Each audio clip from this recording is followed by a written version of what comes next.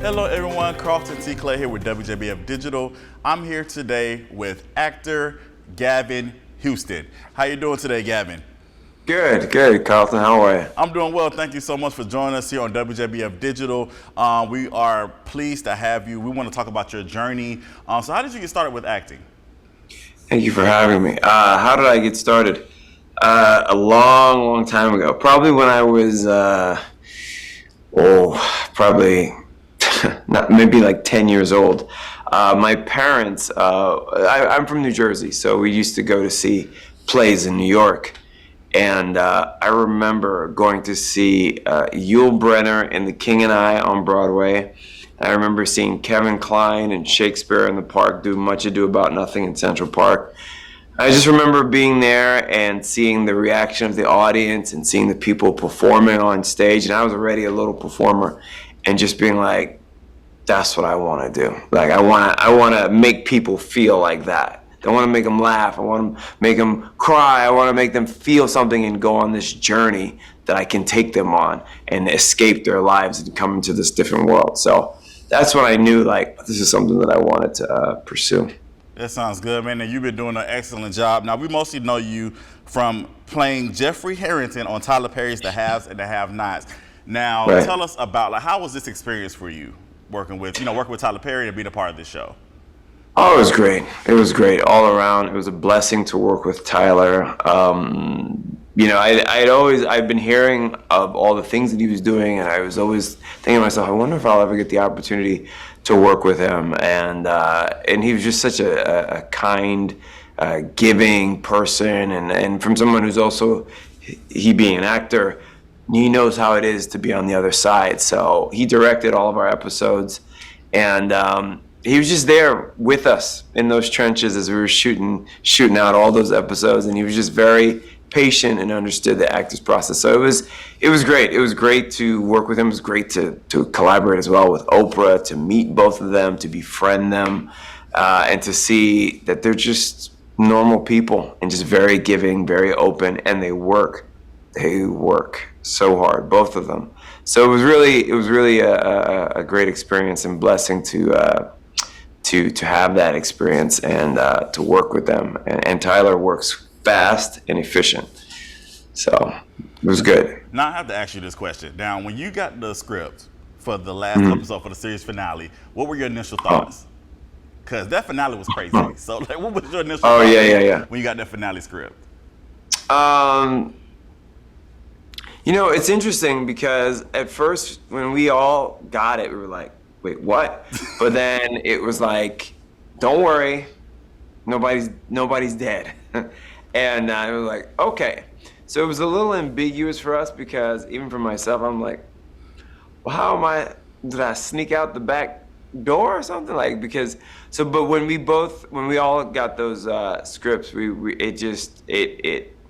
it was still ambiguous whether we were coming back or not, because they were still working things out with Tyler. So that was I guess in case not, but there was a way that we could all survive it as well, whether it's a dream or a this or that, or certain people die, but certain people survive. So we were just we were under the impression that we were coming back. We were under the impression that it wasn't over, but we were under the impression, like, I don't know how the heck it comes back from all this, or how are they gonna do this? Is this like a flashback? So I think we were all surprised. I think we were all like concerned, like, because we didn't know we were done and it was our last season, like, confirmed, until we had already shot it in like a year after, or like, as far as we knew, we were coming back.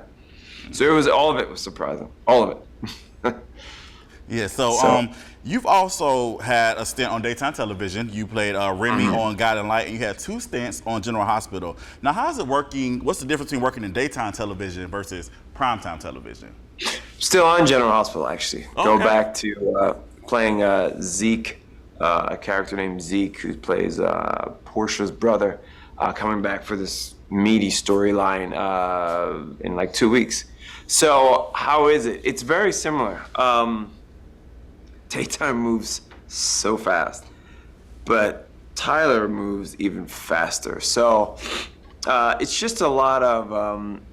I think that the thing is that with a lot of times with working in television or film, there's one camera, and they have to capture this. Okay, then they have to get someone else's close up. Then they have to get this close up. I mean, you know about this, but with daytime and with how our show was shot, which was almost like a primetime soap, they have multiple cameras, so they can get it all at once. So it's just fast. It's fast paced. The dialogue needs to move, and it's very quick. It's like, okay, we're here. We're gonna move here. These are your two cameras. This is your mark. You're gonna move over here. You're gonna do this. All right, let's go. Want to rehearse it? Let's rehearse it. Oh, you got it? Do you think you need a rehearsal? You don't need a rehearsal? All right, let's just shoot it. Everybody ready? Let's just shoot it. So it's like that, and you get like, if it's great, one take, maybe two if you ask for that. So it's very, for me, it's like a boot camp. It's like because you really have to know yourself, know your instincts, and be ready to like shoot, give them the shot really quickly. So it's a great training ground. I think it's different, but when you have more time to truly flesh out certain things and go deeper, you're so much more appreciative. But it's great that you have this ability to quickly deliver on that level as well, if need be, which is what this was. So it prepared me completely for it, and it's still something that it's just like going to a different kind of gym. It's like CrossFit. It's like, I'm gonna do a lot of this, then I'm gonna jump on this, then I'm gonna do this. It's just like production, mass production. That's great. So what is it like? Because again, General Hospital is celebrating 60 years. So what is it like being a part of this big celebration? Because that's a big deal. 60 years on television is a huge deal. So what is it like for you to be a part of it? It's crazy. It's such a blessing because I remember being in school and like, you know, I think everybody had grandmothers or parents, wherever, watched their stories, and growing up, it was soaps were such a big thing growing up, I'm always grateful for work is work at this point, and I'm always grateful, and just to continuously stay busy. But I think being a part of it and being a part of that achievement for them to reach 60 years, going through all these, where a lot of soaps, including Guiding Light, have been canceled, they're done. It was great to be a part of that achievement for them, and to see some of the original, I don't know if they're the original, but a lot of the cast that I grew up with, like Sonny or Maurice Bernard, like to see that and to be working alongside these people, have conversations with them who are like really veterans. It's almost like seeing people from your childhood that you watched on TV and never knowing, like, I'm gonna be having a conversation with this person and working on them, opposite them. I never thought General Hospital was this big thing, and I was like, wow, they're so lucky. Like, this must be so amazing to work on that show, and then here I am, like a part of that show. So it's really a blessing, and so I was just happy to be a part of it. That's awesome. And I think you are a true testament that dreams do come true. So thank you so much for sharing that. Now, you've been on, you know, since the Have and Have-Nots, you have guest appearances on Roswell, New Mexico, NCIS, Los Angeles. You have 2 new films out right now, Dance for Me on BET Plus and Safe Word on Tubi. Tell us about Dance for Me. Tell us about that. Dance for Me is it's kind of like a roller coaster where there is a mother who has a father who's sick, and as well as she's also a single parent. So in order to make ends meet, in order to get quick money to be able to take care of her father as well as provide for her son, she dances. But that's a world that's completely different from who she is. She's a stay-at-home mom, and it's a completely different world for her, because when she dances, she now has this, the baby's, her son's father is a kind of a crook who manipulates and takes advantage of her and has her drug the marks that go into this dance club where she's a stripper, and then later on go back to their mansions or wherever they are and then these guys come in and rob them. And I'm an activist. I'm running for a political office, and I meet her, and now I try to pull her out of this life, which she tries to hide from me, and get to know her. So I was the yin and the yang. It's my side pulling her in this other direction of the person she wants to be, and then there's this other side. It's her son's dad who's pulling her in this other direction, trying to rob these guys, and it all comes together and clashes. And yeah, it's a wild ride. That sounds pretty intense. Oh yeah, definitely. Now tell us about Safe Word. Oh, Safe Word. Safe Word's so interesting. Oh man, I remember when it came, I was like, oh, this is gonna be. It was fascinating to me, and it was like, this is gonna be interesting and challenging in different ways. It's basically, I want to say, a black version of 50 Shades of Grey. So we have this guy who looks on the surface like the perfect, loving guy who wants to get married and create a future with this unsuspecting girl, and on the outside he's polished and everything, but behind the scenes he's into fetishes, and he's also has a lot of darkness and dark secrets that he keeps, and he's just very manipulative to try to pull her into this world and completely change her, to which she does not comply with. So there's a clash there, and she's at risk for her life because he just becomes more and more dangerous with the more tactics he tries to pull her into this world. So that's also a crazy one. That was fun. Sounds good. Now, what advice could you give someone that wants to get into acting or into the entertainment business?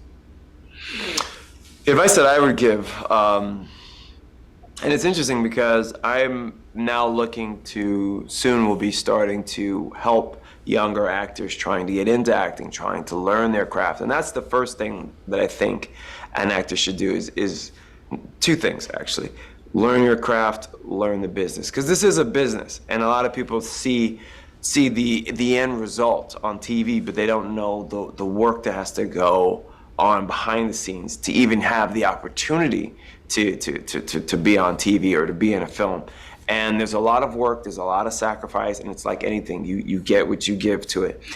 So I say it's a patient, slow process, which has great rewards to it, but you have to be truly committed. And I think learning the business, there's so many books out there that just speak about the business and how it works, and slowly getting in, learning the craft, and slowly finding something, film something, put yourself on tape.